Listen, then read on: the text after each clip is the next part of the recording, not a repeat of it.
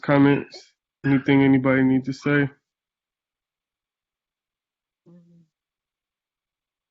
I'm excited for class.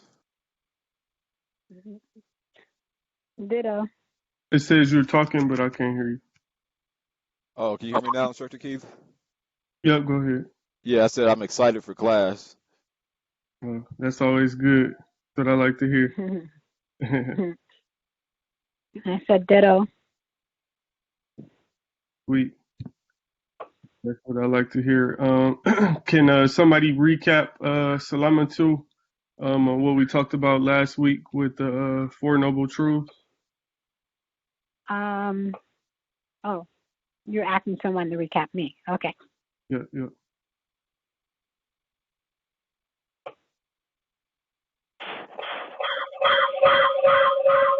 Well, we were talking about, I remember we were talking about the four natural fears, or enemies, I should say, and the first one we talked about, I believe, was fear, and how fear serves as a natural enemy. I'll let anybody else want to expound on the other three.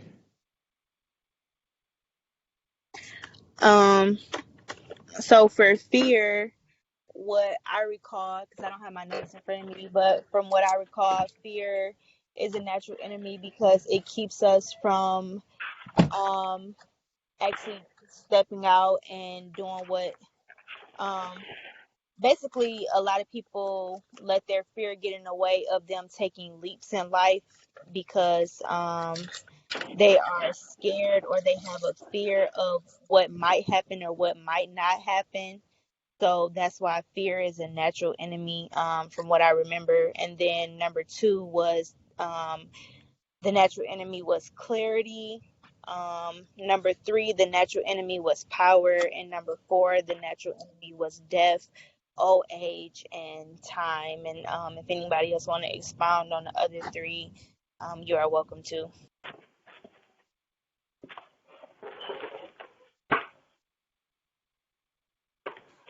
Yeah, the next one was talking about clarity, and it's a natural enemy because it can make you rash and overconfident. Well, yeah, and then I took a side note that if you have something, it'll make you less eager to go after more. Good. Yeah, and then about clarity as well, like the brother said there. Once you feel like you've seen it all or know it all, there's no inspiration, motivation to learn and to evolve, so you become very stagnant. Exactly. All right, anybody want to take on power? For power, what I recall is power is a natural enemy because a lot of times when people feel like they are powerful, it becomes like not enough for them. So they want to keep having more and more power until it becomes an enemy of themselves. And then wanting more power is destroying you.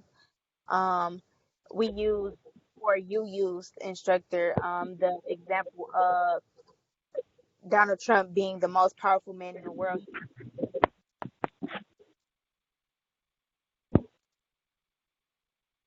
Let's see. Sorry, my connection was messing up. But you use the example of Donald Trump is in the most powerful seat in the world as being the president of the United States, but he said that he would not issue any more stimulus checks to people who need help until he gets voted in for the next um, for the next election, which means that although he's already in the most powerful seat, he's still using those things against us as people because he still wants to have more and more power. So he's using that against us in order to have more power over us. Good. What about the last? Oh, go ahead, Ryder. I'm sorry, that's my son in the background humming. I wasn't going to say anything yet. You might as well take on the last one since you're already here. Okay. My phone has been doing a little crazy thing since Saturday, and it completely cut off, so I didn't even get the question. I apologize. We were just kind of recapping for Salama 2.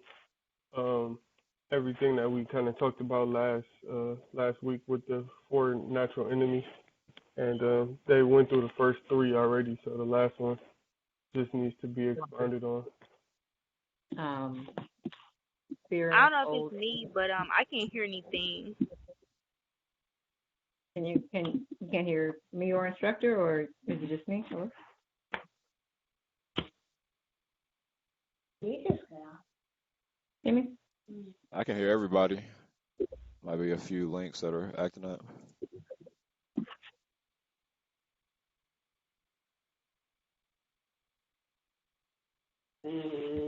Why?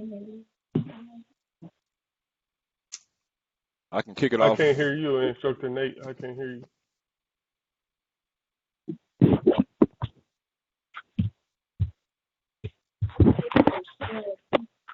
Yeah, I'm here. Can you hear me? Okay. Yeah, we can hear you now.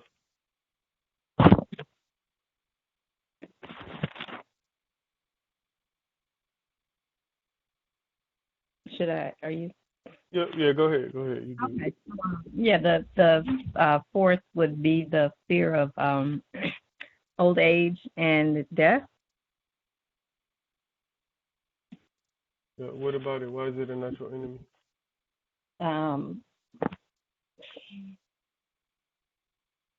Can I say? Let me. Oh, my God. Essentially, the binding of the ego to the seeming mortality of the self, and it keeps the person who is in that fear of or existing with that as a natural enemy, kind of self-absorbed in a way, in the ego. Is the best way I can found on that. That's good. Anybody else have anything to add? Yeah, with the death, old age. Oh, go ahead. Oh, sorry. And just to kind of expound on what Rada said in regards to how age and death can play on to the ego in a sense. It's kind of like a threat to the power and clarity aspects of the natural enemies. As you get older, you feel like you're limited, and so you either act out in what people call what do you call it? Middle age crisis, or when people go through those identity crises, because they feel like their abilities and their memories are fleeting, so they act out in a rash behavior or manner in order to compensate for that failing body or ailing body. Anybody else? I was just thinking that ultimately, why death, old age, and time are natural enemies is because, with time, with age comes attachments, and that realization that all those attachments are going to go by the wayside. So you might be attached to your younger body, but, as you become older, that younger body's pass, and like they said, your clarity in some sense will pass. And so I think that's, ultimate cause of that being an enemy. So the attachments and your realization that you're going to have to lose those attachments, and trying to be fixed in time, wanting to be internal, wanting to, stay in your 20s, wanting to look a certain way forever, wanting to have certain, capabilities forever. So. Yeah, and that's a perfect segue. So what have we also talked about that particular ideology is linked to?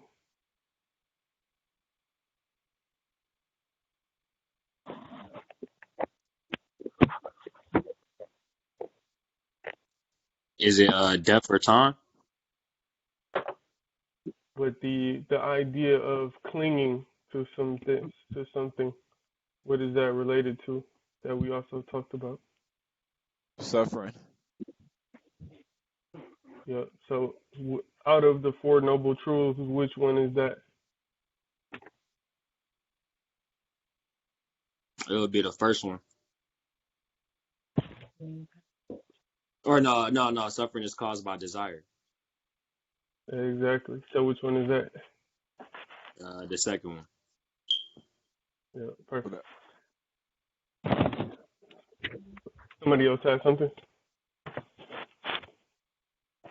I was just trying to see how it's connected. So you're saying that suffering is attached to desire, which falls under clarity, the natural enemy of clarity. No, everything you said about death, old age, and time was clinging to something. Oh, And, so we talked about how suffering is caused by attachment or clinging or thirst. And that is the second of the Four Noble Truths, which is suffering is caused by desire.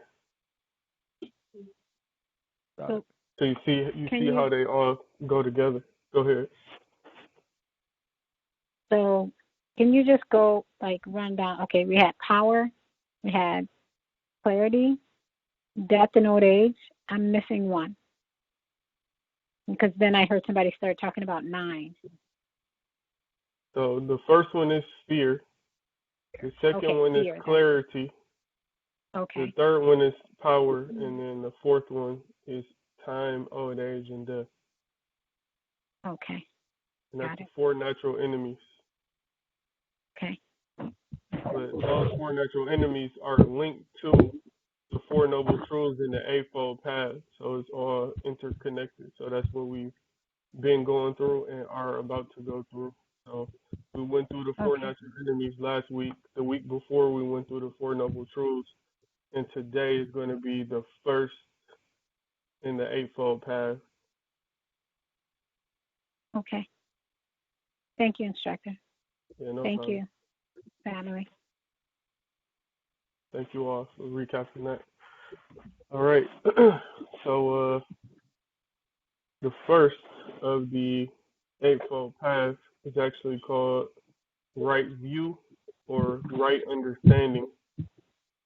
And sometimes this is presented first in the Eightfold Path, and sometimes it's presented last because this particular one kind of encompasses everything.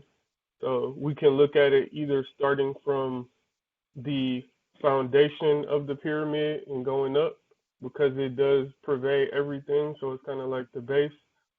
Or we can look at it as starting from the top down because this also is, encompassed within all the rest of the Eightfold Path. So we can look at it either way, but I just like to start with this one. Some people end with it, but it's called right views or right understanding. And we also talked about in the Four Noble Truths is that the Eightfold Path is our escape suffering. So the first one is, there is suffering in life, and we can interchange suffering with unpleasantness or whatever word you want to use. That's basically is going to be some challenges in life. Second, the challenges are caused by thirst, which can either be a wanting of something or an aversion to something that you don't want. Then the third one is there is an escape from suffering or unpleasantness or whatever word we want to use. And then the fourth one is the Eightfold Path is our way out. So, like we said, the first one, right views or right understanding. And I just kind of want to explain the word right because remember this whole thing, this Eightfold Path and Four Noble Truths and all of that was, compiled and presented by the Buddha and is not a hard fast rule like the Ten Commandments. It's not like thou shalt not do this, thou shalt not do that, or thou shalt do this. What it is it's more of this is how I escaped. This is the road that I've taken. And if you want to escape, you can do the same.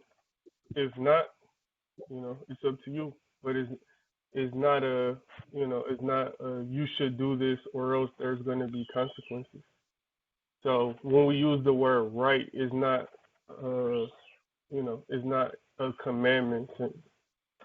So when we do use the word right, it's encompassing of 6 things. So the first one is charity. The second one is selfless kindness.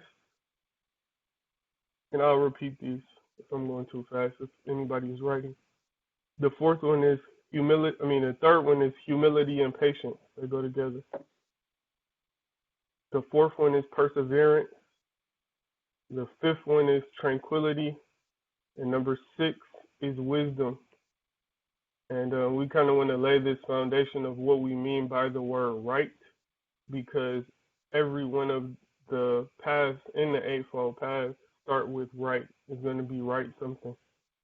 Right views, right action, right livelihood, right speech, right thought. So all of it is right something. And I don't want you to confuse the word right with meaning that it's something that you have to do. So it's more so encompassing of these things, and I'll repeat them. Number 1 is charity. Number 2 is selfless kindness. Number 3 is humility and patience. Number 4 is perseverance. Number 5 is tranquility. And number 6 is wisdom. So when we say the word right, we use these things. So like if the the path was right action, for example. Wait, instructor. I'm sorry. What came after humility and patience? I missed it. I'm sorry. Perseverance. Thank you. Sorry. Yep. You got the other 2, tranquility and wisdom. Yes, I did. All right. Everybody else got them all? Yeah. All right. Yep. So now that we have this foundation, whenever we use the word right, just know that in bullet points underneath the word right is this stuff. And then we go over to whatever the path is. And in this particular case, is right views or right understanding. Make sense? Yeah. Okay. So the Buddhist notion of right entails much more than just whatever is morally good. Appropriateness and correctness are also essential. And we could do something that is morally good, but is not necessarily appropriate or correct, and vice versa. We could do something that's correct, but it might not be appropriate or it might not be morally good. So, when we do use the word right, it's all of these things encompassed. So it's kind of like our, our steering wheel, for example, to make sure that we're on the right path. So it's not just like, in the Bible, it's just thou shalt not kill, but there's no context behind it, and it's more of a commandment. Whereas this is like, all right, it's morally good, but is it correct and is it appropriate? So it's not just a check off the list. Oh yeah, I didn't kill, but it's deeper than that. It's not just, surface level. You got anything to add, Instructor Nate? I know you said you weren't feeling too good. It just had me thinking about the noble truths a lot.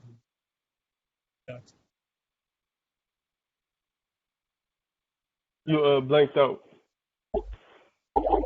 Really? Can you hear me now? Yep, you said you was thinking about the Four Noble Truths a lot, and then what after that?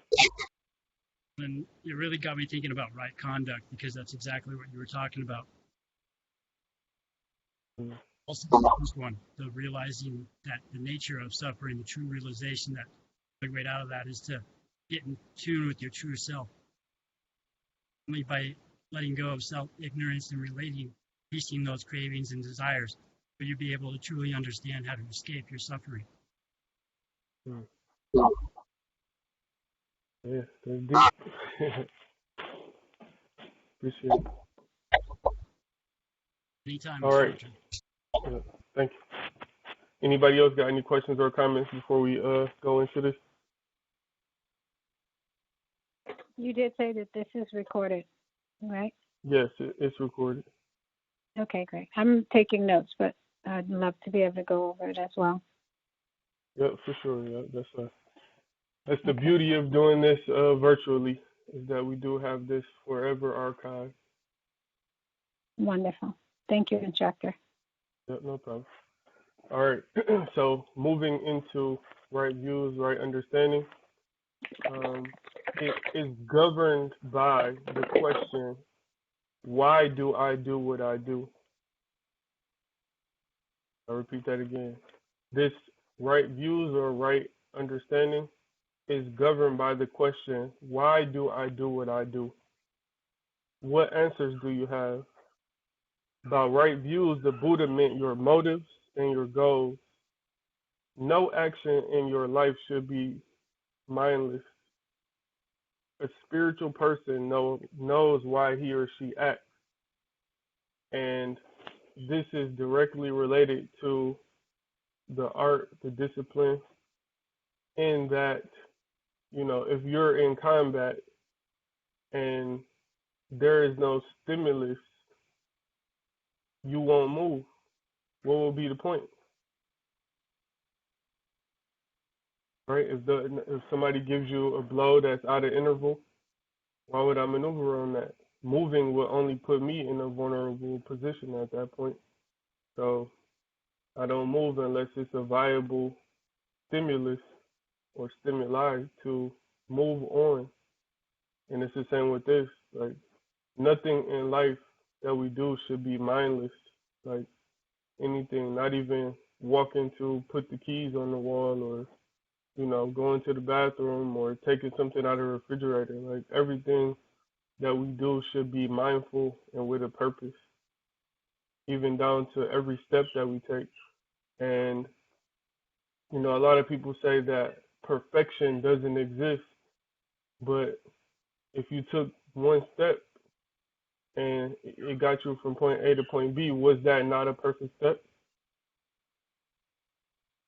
So I would challenge that perfection does exist, but it exists in the moment.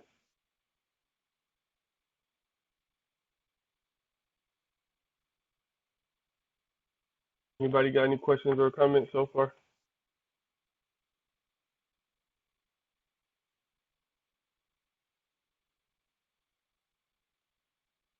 Right, no questions, comments. All right. A right action leads you to a well-defined goal that moves you towards your spiritual enlightenment. And it's an idea in Buddhism. Like, for example, I'm not sure how many people are familiar with Jehovah's Witnesses, but Jehovah's Witnesses go door to door, and they preach the word or the truth as they see it, and they want you to convert. They want you to believe what they believe, right? And if not, you'll be destroyed, etc., etc. But in Buddhism, it's like the total opposite. It's like, here we present you with this information, but you don't have to believe it. You don't have to follow it, because in this, the cycle or the wheel of samsara, which is birth and rebirth and death, is real. So in their mind, at some point you're gonna be, what we would deem or consider a monk at some point. So it's like, if you don't, follow the path in this particular life, maybe the next life, or maybe the next life after that. But it's not a dogmatic approach where this is it and you have to believe it or else you're gonna die. Like, it's not that. And yeah, so that's a big piece of this. So part of right action, as we said, is leading you.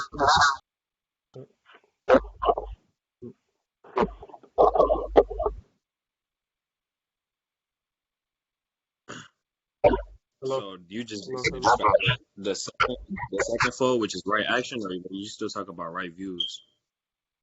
No, we still talking about right views.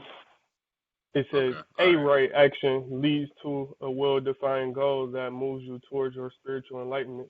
Meaning, again, why you do what you do. So doing equals action. So the right views or the right understanding is now the guide that causes you to do what you do or to take the action that you take. Right action is dealing with what the action is, whereas right views or right understanding is why you took the particular action, but not what the action is, if that makes sense. Yep, I got it now. Yep. So guided by the right views or right understanding, our actions lead to a spiritual enlightenment. And, you know, that's how we move. That's what we're working towards. So, again, like we said, nothing that we do is haphazard. Nothing is mindless. Nothing is wasted. Exact same as in the discipline. And you see, like when you're in kumite or multiple attack or club attack or any type of combat for that matter, every movement and motion that you take is for a reason. Never do you move haphazardly. Like if somebody swung a club at you, you wouldn't just move back to get out of the way because then now somebody could come again and swing again. So the angle in which you take for the maneuver is for a specific reason. It takes you out of the path of the blow, and it puts you in a position to strike, and you're not interfering with the blow. So that exact angle was for a reason, which sets you up for the correct blow that's going to end the confrontation. And it's the same in life. Like every movement, every motion that you take is for a reason. And if it's not, why do it? It's a waste. It's the equivalent of backing up or, blocking. Like, what was the point? It didn't better your position. It didn't further your position to whatever goal you want to reach. And in this particular case, we are giving you the goal of spiritual enlightenment. But whatever your goal is, if it's not moving you towards that end, then it's a waste. And it's just the equivalent, like we said, of backing up or blocking in combat.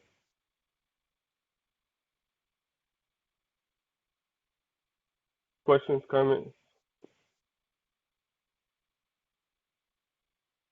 Yeah, just thinking about fighting and just thinking about people, life in general. We do have a lot of just unnecessary movement with no well-defined goals that are not really trying to.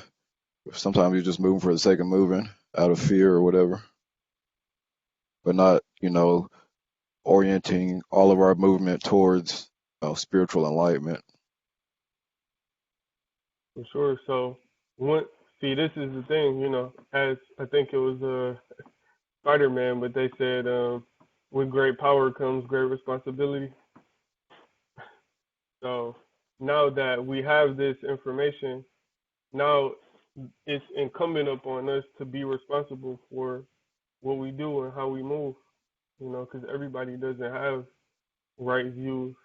And that's why so many people go through so much struggle and toil and strife. And, life is an uphill fight and a battle for them because they don't have the maneuver. They don't have the Eightfold Path. They don't have the Four Noble Truths.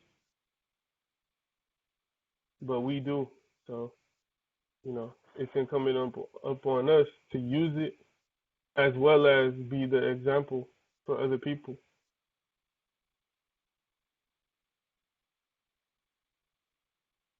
So to continue and basically just what you said, Emerson. This does not mean that each move must be grand. In fact, most journeys are made up of a myriad of tiny steps. Right views also asks that you fully understand the Four Noble Truths and the Eightfold Path.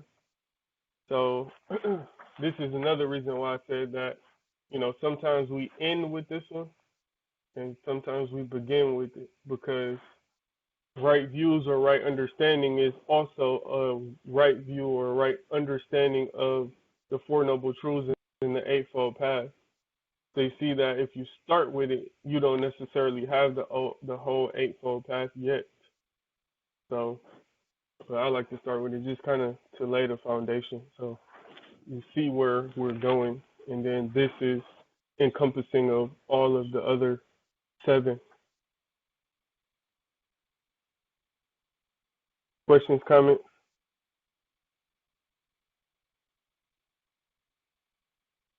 All right. No questions or comments. There are 2 types of views or understanding. So the first one is what we generally call understanding, which is knowledge.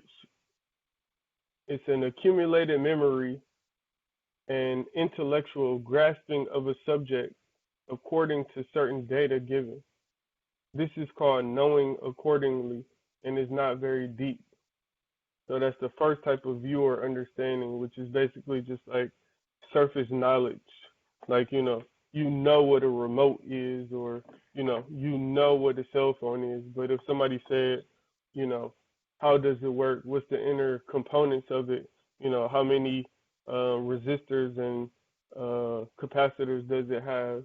You wouldn't necessarily know that, but you know what a remote is on the surface level, or you know what a cell phone is.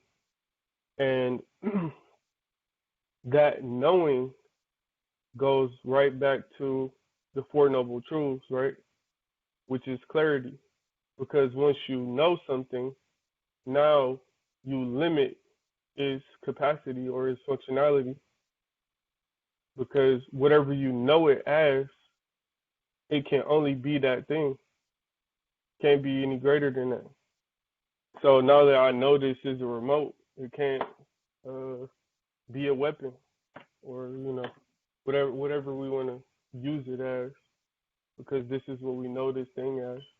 And a lot of what we'll get to in this as well is just seeing how us knowing a thing, it kind of puts it in the box.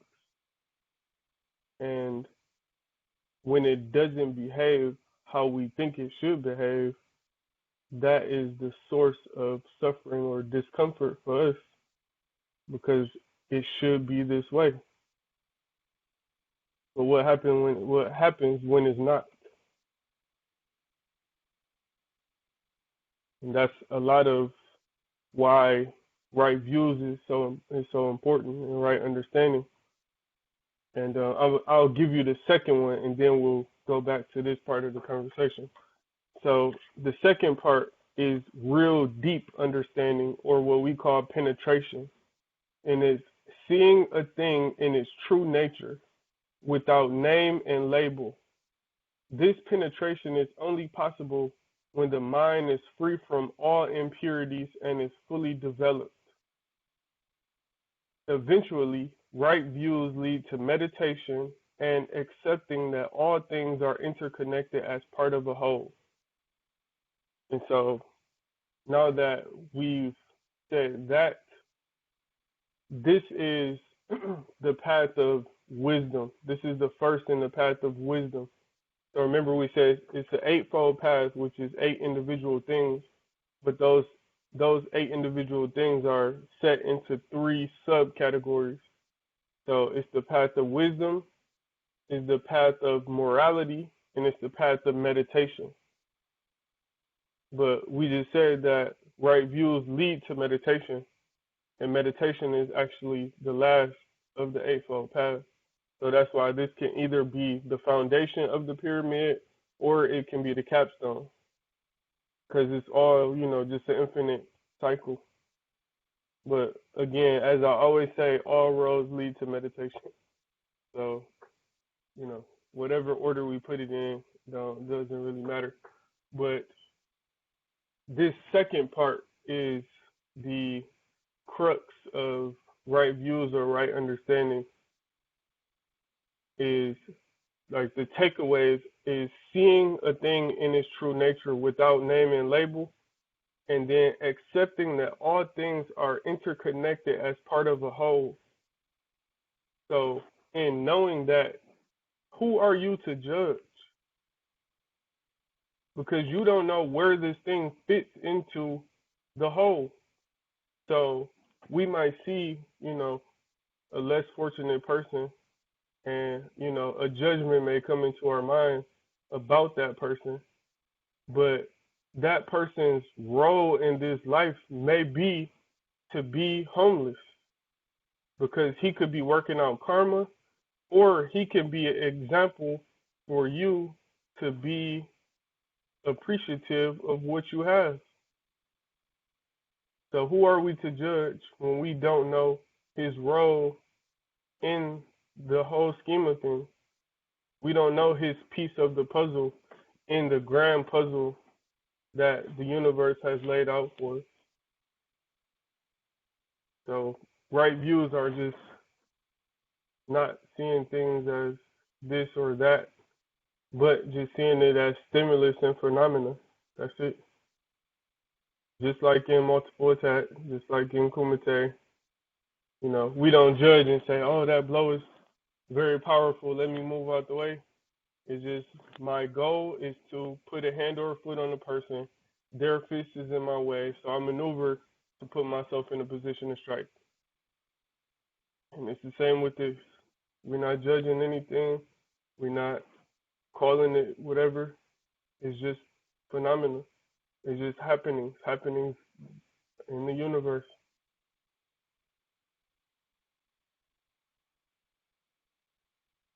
All right, I said a lot. Questions, comments, feedback, please. Hey, I say something real quick. Yep, go ahead. Instructor Keith has given you all a lot of really good information here. It's that information that allows you to apply this discipline of knowledge that you're gaining here. And you're taking it in spirit as well. Also, just take it in, digest it. To a spot deep within your heart, within your person, to where you can actually use it to your own advantage, your own unique way. Just know that this is the information that you've always needed right here to apply everything that you've ever wondered about. And as instructor used to always tell us, this is the path, the Eightfold path before us, before we even got here. He said something about, in our last class, about he could either do it his way or he could do it on this particular path, the way it was put before him. We're all here now as a result. So really honor this information. Take it in deep. Thank you. I appreciate that. I appreciate that as well. Because, oh, pardon me. Was that? Go ahead. I just wanted to say I appreciate what Nathan just said as well. I appreciate what you are sharing with us right now, Instructor Keith. Instructor Nathan. And it's so interesting that Instructor Nathan said that it's the information that you've always needed. It's that information. I would say that is that resonates with me, because it is the information I've always needed, and it's also all the information I've always wanted, that I longed for, that like inside of me I knew was out here, but not just out here like in a book, like not novelty, but like the way it's being shared right now. So I feel like I'm living in a dream right now on this call. Seriously. Thank you. I appreciate you saying that. And I'm actually glad that you said that, because, and I'm going to let you go, Emerson, but I just wanted to say this real fast, is that I feel that it's our it's our right, our birthright to be able to have this information. And 9 times out of 10, the only way you'll get it is by a bald head person with an orange robe. So it's like, I appreciate being able to give you this information in a palatable way that's not, coming from somebody Asian. And not to say that anything is wrong with anything that anybody is saying, but, I just know that everybody here has a greater connection with me and Instructor Nate than if we got on here, with a Chinese accent with bald heads and orange robes. So, I just, we do our best to make things palatable, understandable, and just down to earth, because a lot of this stuff was, made hundreds of years before the Bible was even written. So to be able to take, thousands of year old knowledge and bring it up to today and make it understandable and useful is the challenge, the goal, the opportunity for us. So, that's basically what we do our best to do. So if you, take value out of this, our job is done. Yeah, absolutely.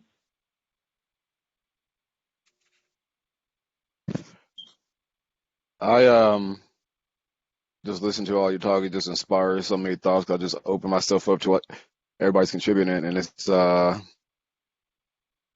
spirit of the discipline, the nature of this journey is where you go in there and you come, you're all fettered up, you got all this baggage and stuff you've been carrying with you through life, and slowly, stage by stage, level by level, they remove this baggage from you and refine you.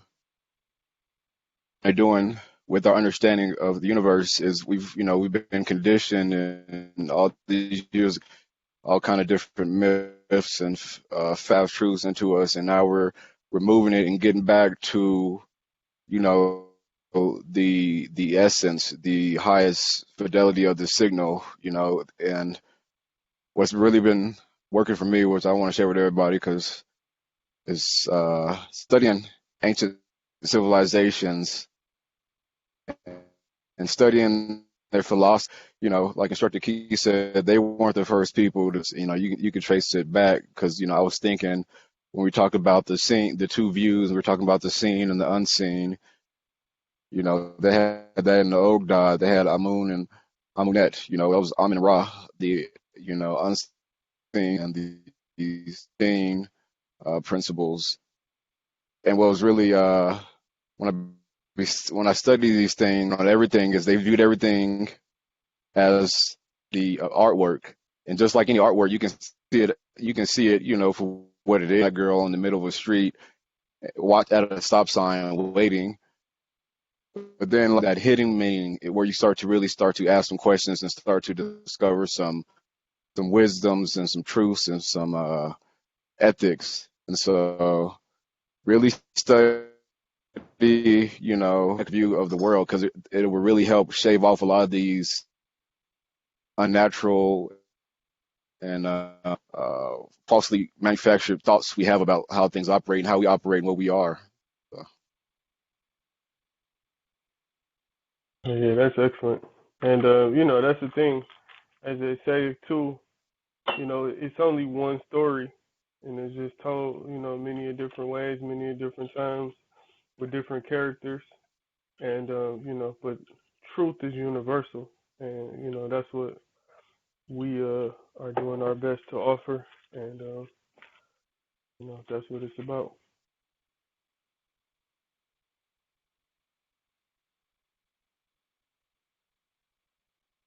Emerson, you had something? Yeah, I was gonna ask, if knowing something on the surface level is it a benefit to it? But my man's brother Bird just pretty much cleared it up, putting in the means of basically the seen versus the unseen. So I can pretty much see how you can benefit from both when you use them together for sure. Yeah, exactly. And that's the thing too, is that, you know, you don't have to have a deep understanding about everything, and that's a part of right views uh, as well as going into right action. And one of the examples that they use is that, if somebody wants to be a doctor, for example, so they're on a path to be a doctor, is it right views and right action for that person to play baseball? But then it's like, maybe, because if they want to be a sports doctor, then knowing the muscles that are involved um, in in baseball would benefit a doctor going into that field. So it's like you have to use discernment to know, like, when do you need that deep understanding, that penetrating understanding, and when do you need surface? And they're both important, and you've been using them knowingly or unknowingly to get through life up to this point. So it's definitely useful. Yeah, facts.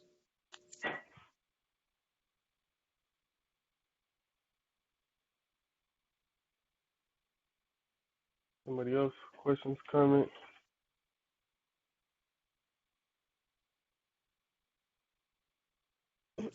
I was just gonna speak on. I love how a lot of the information, well, all of the information is based on principles, things that are universal. I believe you saw a post I made on my Facebook. It was a quote from, I think, the Tao Te Ching. And as you just mentioned, it's really valuable and I would say useful that we're learning this information from you in like more of like layman's terms, if you will, versus the poetic or the I don't even know what you would call it, but a lot of that, the way that those scripts and things are written are not in terms of our language today. So it's hard to kind of decipher between what the meanings are and what the lessons are. So hearing it in the way that you teach it is really valuable, and I definitely appreciate it. So just wanted to say that. I appreciate you saying that. And it's so funny. I actually have a funny story about specifically the Tao Te Ching, because I had the book, right, and I was reading it, and like you said, it's poetic, it is deep, and Master Jawad saw me reading the book, and mind you, this is Grandmaster Kajana's number one student, his repository for the discipline, his repository for the information, and he was like, I don't understand that stuff in the Tao Te Ching, and I was like, I like it. I thought it was pretty deep, pretty cool, and I got some understanding out of it. But when he said that, it kind of like put a whole new meaning and spin on it, when my master teacher finds no understanding in what's being presented. Wow. So, Wow. Yeah, what that's you said, crazy. like, and this is the thing, like, even in order to understand this stuff, like, so many hours of research and reading and, watching videos, like, just to get the message to be able to put forth in a clear term, is definitely not anything to be, taken lightly. Because that's the thing, like, this where this information came from is also written like that. The Yoga Sutras of Patanjali and the Diamond Sutras and all of this, like, old stuff is not written in, like, for example, the hold on, give me one second. One second. the Rig Veda. So it's a very, very long Indian text, and it's like I started reading it, but it just didn't make sense at all. I actually got the audiobook, and the audiobook is 41 hours long, and I started listening to it, and it just didn't make sense. So like to be able to take this stuff and give it back in terms that are understandable and that you can grasp is definitely a challenge, but yet a skill at the same time. So I definitely appreciate, and we appreciate that you guys are getting value. Definitely, definitely. Yeah, thank you. Anybody else? Questions, comments, concerns? Can we start because you referenced these texts, and I think I would like to have them in the chat so I can delve into them too. And I think we should exchange some of the stuff we've read that we've I don't say no, but that we can recognize the patterns. And because I was reading the pyramid text and the coffin text, and I've been getting into the instructions of Ptah Hotep, and it's just some of these are, I think, is very easy because the way they wrote it, it was more like poetry, but it just makes you just feel like it's right. You can feel the truth in it, so it's not even about really comprehending it. It'll stick with you in ways you don't even just like a poem does. It hits you on so many levels. Oh yeah, Like I sure. said, penetrating. They wrote in a Yeah. poetic style, but very penetrating. Yeah, most definitely. Yeah, we can do that. You wanted the ones that I talked about already. Yeah, What I'll do is I'll compile a list and then I'll send it. Is that cool for appreciate everybody? you. Thank you. Yep. Yeah, I can do that. Cause it's other stuff too that wasn't mentioned. That is it's a lot, and that's the thing. So that's another reason why we take it and give it, because if we said, all right, go and read the Rig Veda, which like I said is a 41-hour audio book, just imagine how many pages that is. So that's a thing too. But one of the tasks that we were challenged with is to um, decode the discipline, like make it easily digestible and understandable for everybody. And so that's the charge that we've been given from our grandmaster, and that's what we operate from. He said demystify the art, like make it available to everybody, not just a select few. And so that's kind of the vein that we're moving in, and so that's why it's worth it to go through all of this that we do go through, because like me personally, I've listened to multiple 40+ hour audiobooks. So it's like just the sacrifice and dedication that we all put forth to be able to present this stuff is not easy, but it's necessary. Yeah, and I just want to go off the back of that. Like, this is stuff that even, you feel me, almost European scientists or like philosophers couldn't even find out in terms of digging into the knowledge of like Kemet and Emotep. And it really matters on the lens you look at things too. So it's cool that y'all giving us the lens through the dojo, and then y'all teaching us like we able to understand the sayings and the wording because of the lens y'all put on us in the dojo. So that's sweet. Yeah, definitely. And that's another one of those things that you know uh, I recognize it as a gift, and I hope everybody else does. But to be able to have the filter of the discipline, to be able to, teach this stuff through, because it's like, that's a big piece of it.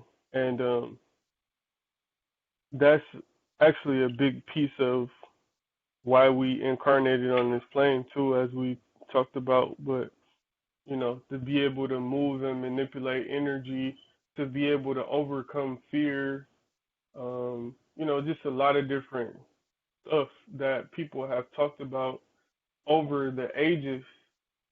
And now that we have this discipline, it's the perfect vehicle to be able to do that stuff through, you know.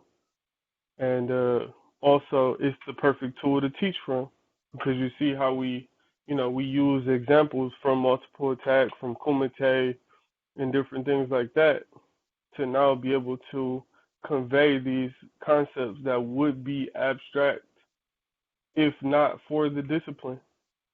So, I'm always thankful and grateful that we do have the vehicle of the discipline to be able to explore and expand on these principles that would normally be abstract.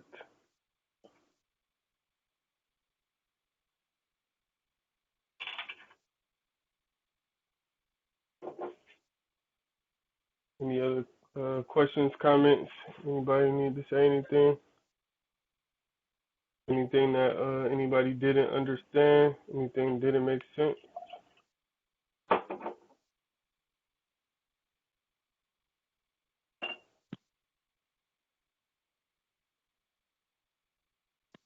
All right. Well, if nobody has anything else, I'm complete. That's what I wanted to give you for tonight.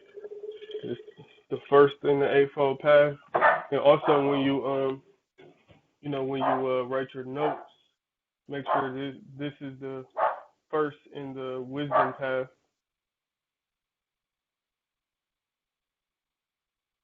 Got it. Got it. You said make sure it's the first in the. Go ahead. I was just gonna say, how do you say your name? Samma? Salamatu. Salamatu? Okay. Yeah, I just wanted Salamatu. to letting me know that you appreciate the information, because, like Instructor Keith says, it's really valuable to us when you actually can take it in, because we really have been given that mission to simplify. I mean, be able to give you guys the discipline in a way where it's digestible, and everything you've ever needed is already within yourself. Like, you already have all the gemstones and jewels that are in there, and that meditation, when you dig deep, that helps you pull it out. So continue what you're doing and realize, PowerPoints, if you will, as you can. Thank you. Thank you, Instructor. You're welcome. Thank you.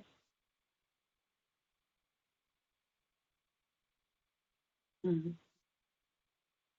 I got my other hand right. True.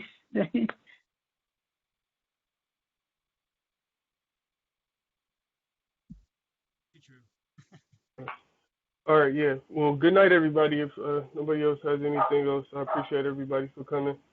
And yeah, we'll be doing the second in the Eightfold Path next week. All All right, right, for good night. sure, y'all. Thank you, instructors. Everybody have a good night. Thank you. Thank you.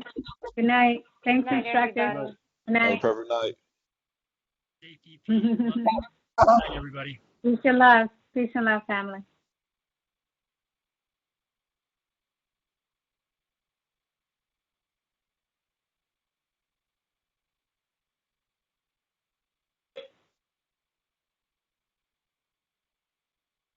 Get out of here. Oh, there we go.